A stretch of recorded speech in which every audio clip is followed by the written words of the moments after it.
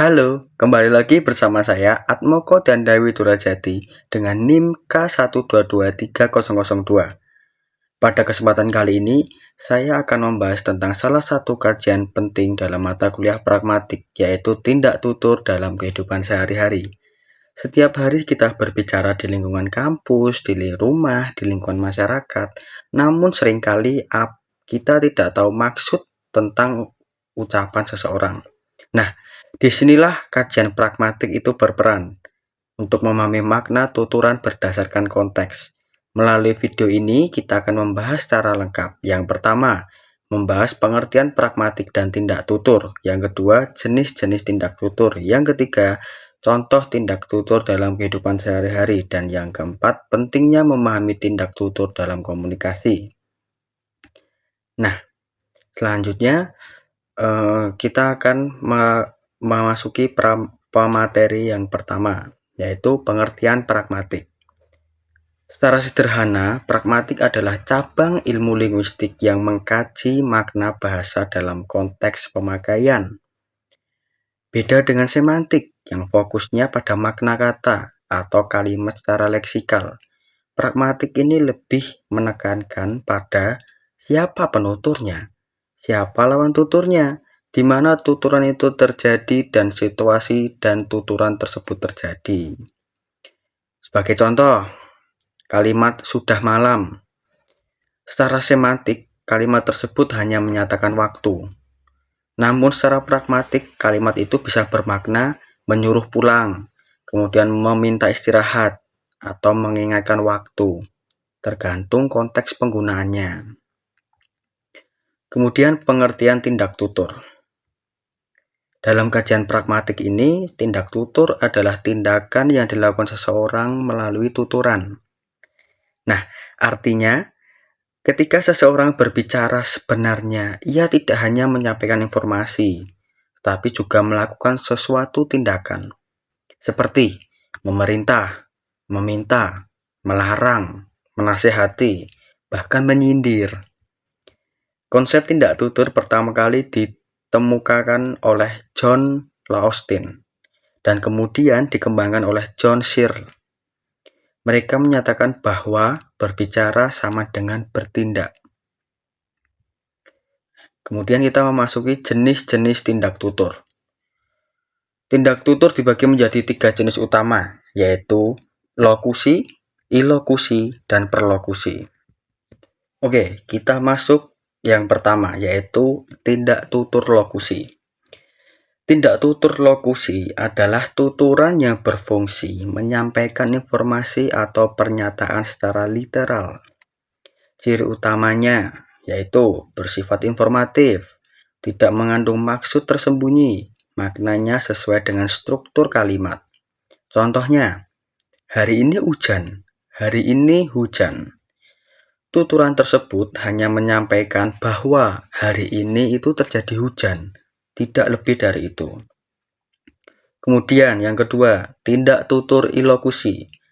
Tindak tutur ilokusi adalah maksud atau tujuan penutur ketika mengucapkan suatu tuturan.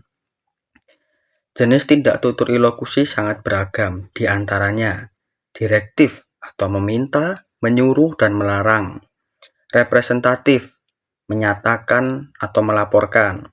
Kemudian ada ekspresif, mengeluh atau berterima kasih. Kemudian ada komisif, berjanji, bersumpah. Ada deklaratif, mengubah status. Contoh, tolong tutup jendelanya. Nah, tuturan ini memiliki maksud meminta lawan tutur untuk melakukan suatu tindakan, bukan sekedar menyampaikan informasi. Kemudian yang ketiga ada tindak tutur perlokusi. Tindak tutur perlokusi adalah efek atau dampak yang ditimbulkan dari tuturan terhadap lawan tutur. Efek ini bisa berupa 1.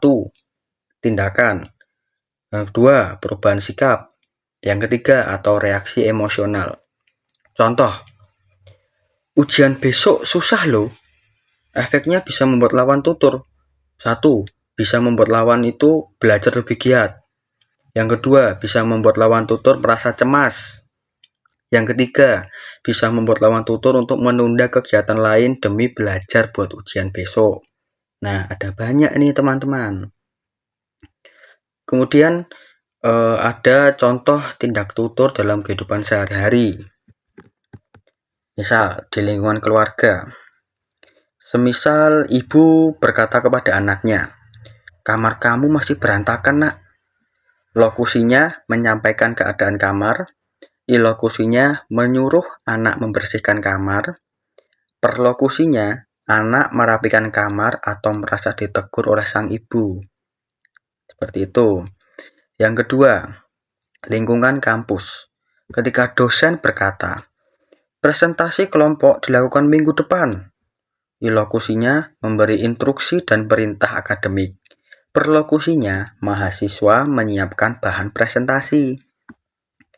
Kemudian contoh di lingkungan sosial. Ketika seorang teman berkata, "Kamu rajin banget ya, datang tepat waktu." Tuturan ini bisa bermakna pujian atau bisa bermakna sindiran. Makanya tergantung pada intonasi, ekspresi, dan hubungan sosial tersebut. Kemudian di media sosial misalnya ada komentar seperti ini. "Wah, informatif sekali postingannya." Nah, tuturan ini bisa berfungsi sebagai pujian tulus atau sebagai sindiran halus. Hal ini menunjukkan bahwa pragmatik juga sangat relevan dalam komunikasi digital. Kemudian pentingnya memahami tindak tutur dalam pragmatik. Memahami tindak tutur itu sangat penting karena satu, membantu menghindari kesalahpahaman dalam komunikasi.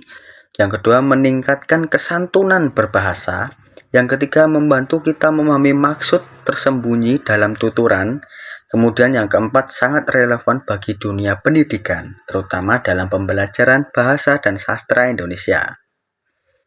Bagi calon guru bahasa tentunya, pemahaman tindak tutur ini sangat membantu bagi guru. 1. Dapat memahami respon siswa, memiliki strategi komunikasi yang tepat, dan menciptakan interaksi pembelajaran yang efektif. Jadi seperti itu. Sebagai penutup, dapat disimpulkan bahwa tindak tutur merupakan kajian penting dalam pragmatik yang menekankan bahwa bahasa bukan hanya alat komunikasi, tetapi juga alat tindakan sosial. Dengan memahami tindak tutur, kita dapat berkomunikasi secara lebih efektif, santun, dan sesuai konteks dalam kehidupan sehari-hari tentunya. Nah, demikian video yang dapat saya sampaikan. Semoga bermanfaat dan menambah keilmuan bagi teman-teman semua, terutama dalam bagian kajian pragmatik, khususnya dalam tindak tutur. Terima kasih atas perhatian teman-teman. Wassalamualaikum warahmatullahi wabarakatuh. See you.